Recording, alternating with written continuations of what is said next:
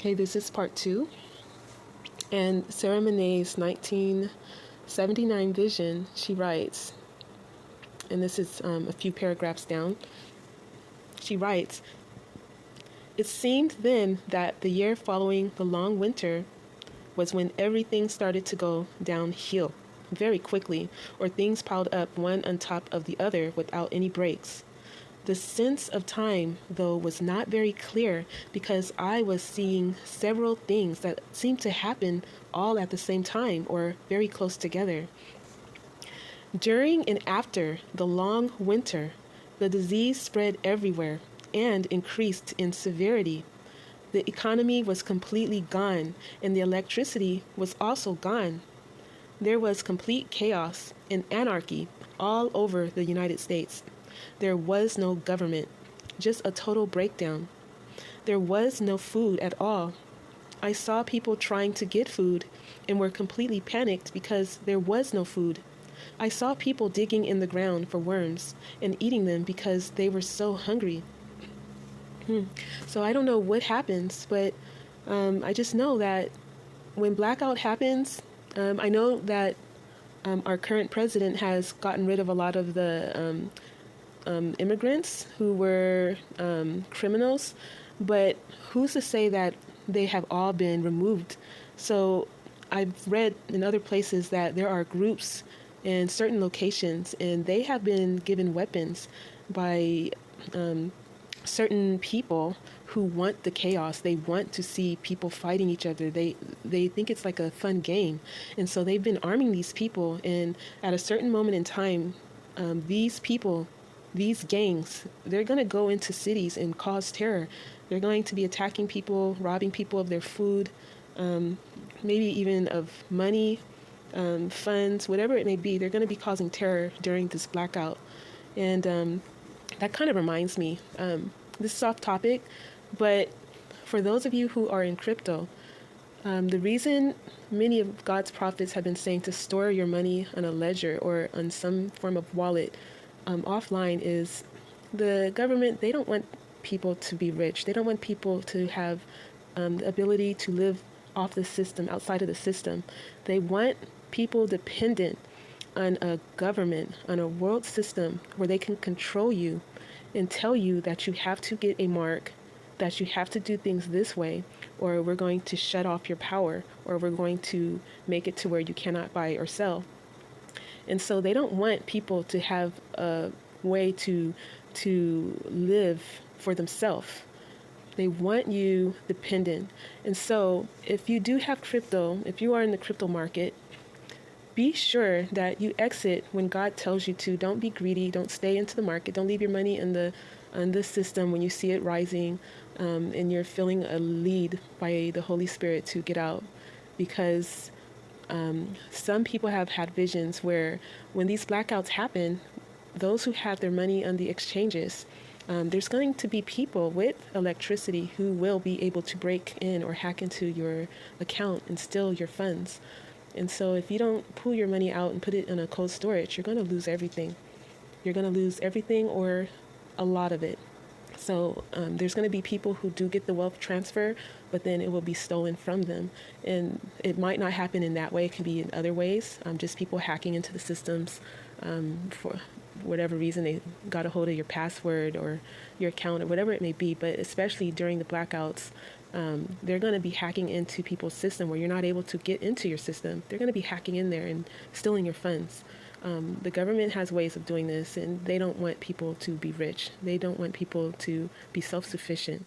Okay, I'm not talking about the whole government, but just certain people who are part of the beast system, the beast agenda. Okay, and so continuing, she says, also during this time, I became aware that there was very little water and that almost all of the water had become poisoned, so that if a person drank the water, they would get the disease and die. Many did, even knowing that they would die because they were so thirsty. Okay, so even the water, there's evidence and prophetic words that even the bottled water is not going to be all that good because they're finding in one case, they found plastic in the bottled water, even graphene oxide in bottled water. And so, if you do have bottled water, make sure you have a good filtration system. Don't just think that, oh, this is pure, clean water because it's in a bottle. No, some of the water is tainted. There is a brand that is said to be not tainted. I believe it's Essentia, and it's a brand that's in the red, white, and black packaging. It has a white cross on the front of it. But I've heard, from what I've heard prophetically, that this will be a good brand to buy if you're going to buy bottled water and you don't have a filtration system. Otherwise, get a filtration system, a way to purify any unseen toxins that could be inside of your bottled water without you knowing it. And stock up at least 6 months worth. I know it's a lot, but if you can stock up on that and do it in a way where it is not noticeable, because like what she's saying, that people are hungry, they're eating worms and there's no water. So people, when they're hungry, they can go crazy and they do anything for food sometimes. They act like brute beasts, and that's what they want. They want people to act like brute beasts and steal people's water, their food. So don't let people know the things that you have. Like, store it and be wise about how you're storing your food. I've seen people bury their food in the woods somewhere. Just make sure that if you're going to do something like that, that you put it in bear-proof containers, because bears have very good sense of smell and they can dig your food up. And I've heard of other people just hiding their food in certain places. I don't want to give those places away, but just be wise with how you store your food. Don't let everyone know that you have a year supply of food in your downstairs basement or cellar, and everyone knows who you are. Don't do that, okay? If people know who you are, then seek the Lord and ask, is where you're staying at now, is that a place where He would have you stay, or should you move? What should you do, okay? And so it says, some of the people seemed to go crazy and went around in gangs, killing people just for the sake of killing. Others killed for food or for things, but the people who killed just to kill were absolutely terrible. They seemed like beasts, animals, completely out of control, as they raped, looted, burned, and butchered people. I saw them go into people's homes and drag families out who were hiding there and rape them and butcher them. There was such a fear and hatred that came upon the people. Families, wives, husbands, loving ties no longer mattered. It became survival only. Husbands would kill their wives and children for food or water. Mothers would kill their children. It was absolutely horrible beyond description. And this reminds me of a man. He's a prophet of God. His name is Chuck Youngbrandt. And in one of his prophecies, he was shown the invasion of America by Russia and China. And he explains that in America, there's going to be cannibalism. So this means that the famine is going to be so bad that people are going to resort to eating other people for food. Okay? So it says, the air seemed to be filled with smoke as many buildings and cities burned, and no one put them out. As I looked upon the scene of chaos, destruction, and smoke, I noticed that there were little pockets of light scattered all over the United States. There were, I guess, about 20 or 30 of them. I noticed that most of these places of light were in the western part of the United States, with only 3 or 4 in the east. These places of light seemed to shine through the darkness and caught my attention. And so I concentrated on them, asking, what are these things? I could then see that they were people who had gathered together, and they were on their knees, and they were praying. The light was coming from them, and I understood that it represented their goodness and love. I understood that they had gathered together for safety, and that they cared more for each other than for themselves. Some of the groups were small, with only 100 people or so, but in other groups, there were what seemed several thousand. And so these lights, of course, they are the Holy Spirit, the light of God, shining in the darkness, okay, shining in the darkness. And I just like to say that if you are in the East Coast, I've heard another pastor speak about the East Coast, how the East Coast is dead. I don't know why that is. I don't know if maybe there's laws that are against God, but the East Coast is dead to God. I'm not saying that there are no Christians there. Most definitely, there are many people of God there. So it could be that this could be something that happens after the rapture, or maybe it could be that God's people have moved from the East Coast into places God has shown them, because in her vision she's saying that there's very few cities of light which were people, or groups of people filled with the light. And with that said, there's nothing impossible for God to do, especially with prayer. If you are in these places, just ask God in prayer that He provides ways for there to be more cities or more places of light in those areas. But just like Sodom and Gomorrah, there's just some places where God says no. He just has to evacuate His people out from those areas, because that area is just under judgment for whatever the reason may be. Okay, so it says that I realized that somehow many, if not most, of these cities of light had been established just before the disease attack, and that they were very organized. It was like they had known what was coming and had prepared for it. I didn't see who or what had organized them, but I saw many people struggling to get to them with nothing but what they could carry. These cities of light had food and were sharing their food with those who joined them in their groups. There was peace and safety in the groups. They were living in tents, all kinds of tents, many of which were just blankets covering poles. I noticed that the gangs left these groups alone, choosing to pick on easier targets and unprotected people. They also preyed on the people who were trying to get to the cities of light. Many people in these cities of light had guns to defend themselves with, and so the gangs left them alone. But it seemed that the gangs just didn't want to come against them.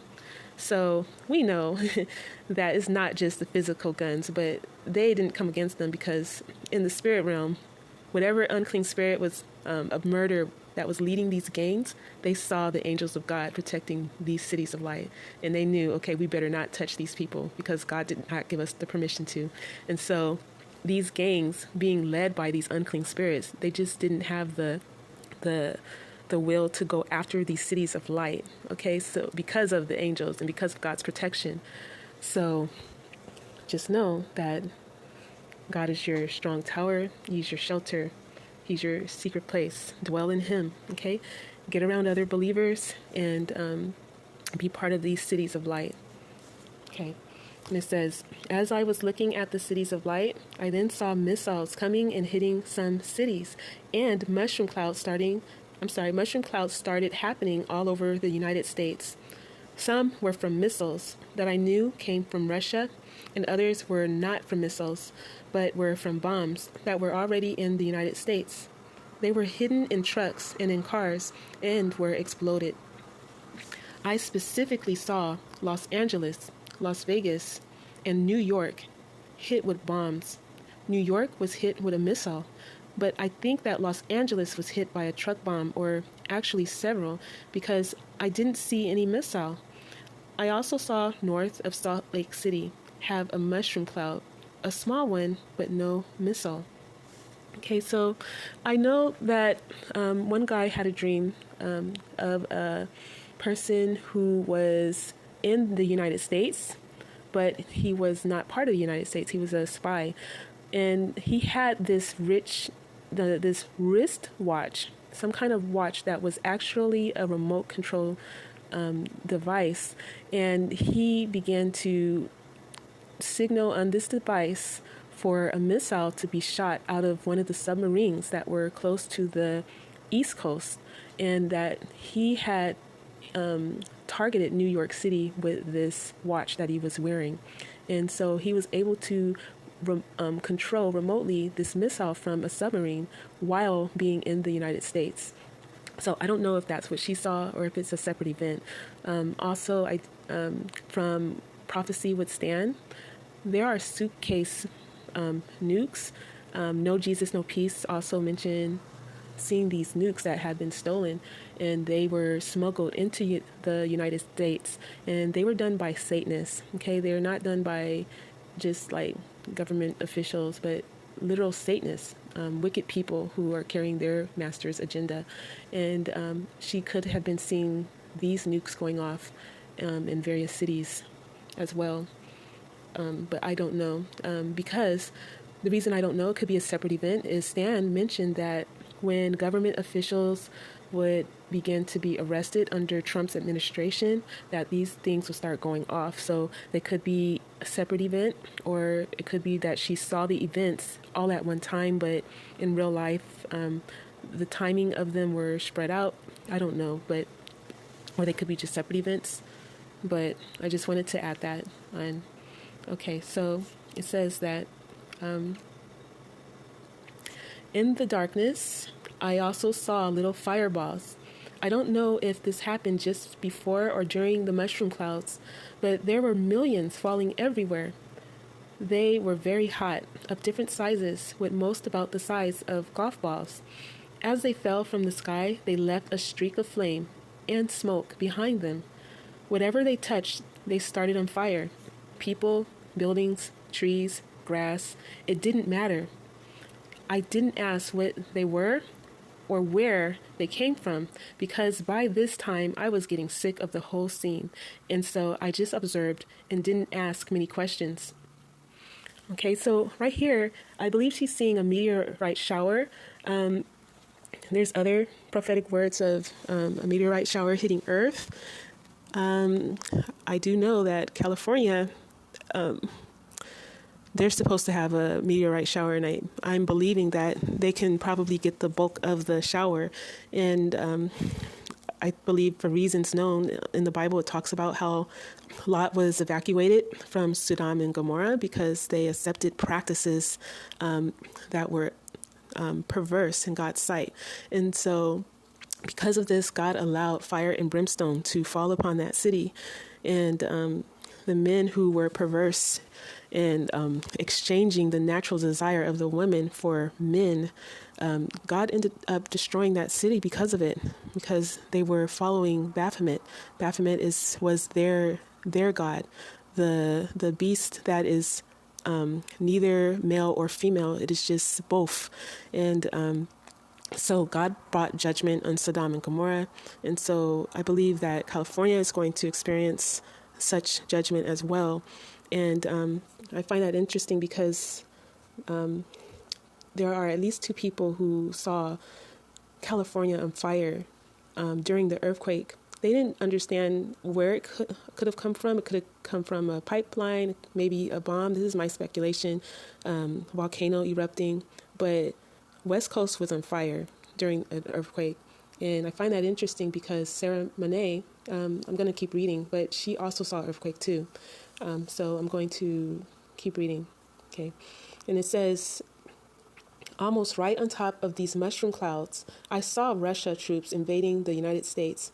I saw them parachuting into a lot of places, primarily from the East Coast.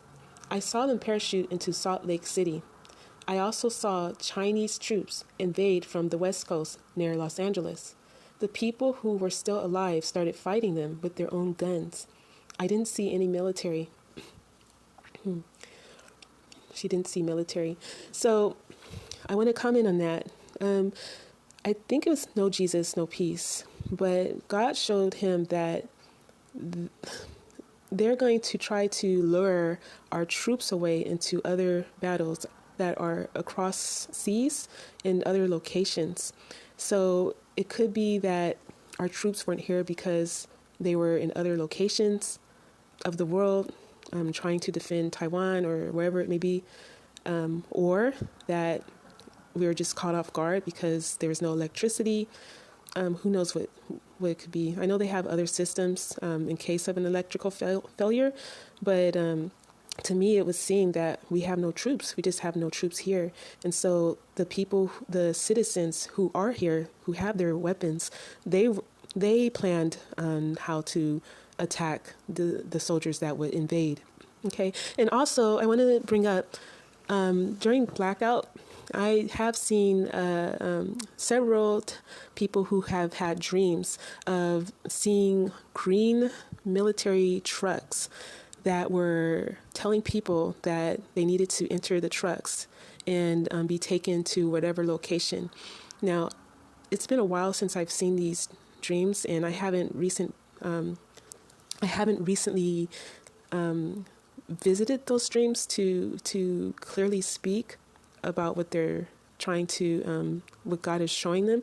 But I got the impression that these military trucks were not from the United States, that they were from Russia. And I say that because I didn't read this part yet, but there's supposed to be an earthquake. And when this earthquake happens, land is going to appear in the northwest region of North America. And Russia is supposedly going to supersede the land. They're going to cross with that land that newly appears, that comes up. And if blackout is happening around this time, people are not going to know what's going on. There's no radio station to show that, or TV station to show that the United States is under attack.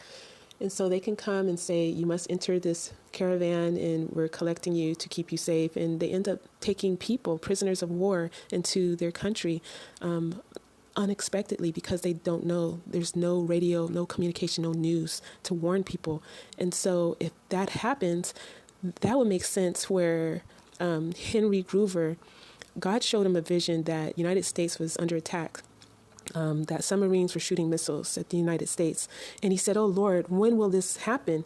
And God told him, when Russia opens her gates, that the free world is going to be occupied and taking care of the masses, and they're going to cry out peace and safety, and then that's when it's going to happen. So if they do come during blackout and they get people and put them into these military vehicles and they actually take them as prisoners of war, or they actually kidnap them, it would make sense that sometime in the future they're going to let them go, and the United States is going to rejoice and cry peace and safety, and they're going to be so occupied taking care of these people who have been released from Russia. And when that happens, then that's when they're going to turn on them and bomb the United States. And that's when Babylon will be on fire. Okay, so moving on. So she didn't see any military. Now the smoke turned to a very thick, heavy, dark smoke. Just as things appeared to be as bad as it can get, then the earthquake happened. This happened during a winter. It seemed that this was the winter following the very long one, and so the chaos had been almost for a full year. The earthquakes seemed to start in the west, around Idaho and Wyoming, and then quickly spread everywhere. I saw a huge earthquake strike Utah and then California. There were earthquakes all over California, but were especially devastating in the Los Angeles and San Francisco areas. And so if this is the long winter she's talking about, 2025, that goes into the summer, that starts the famine because farmers were caught off guard, that means that this earthquake she sees that will devastate Los Angeles and San Francisco will happen in 2026, around the winter months. And Elena Shalom, she had a vision of tsunami waves and earthquakes happening around a Jewish holiday, possibly during the month of September. But this is where families were flying into San Francisco and celebrating this particular Jewish holiday. And then the earthquake happened. So it could be around that time. This is just speculation. Things can be delayed through prayer, but most likely it will happen around the end of the year, like what is shown by God to Sarah Menet. Okay, gonna end it here because of time. All right.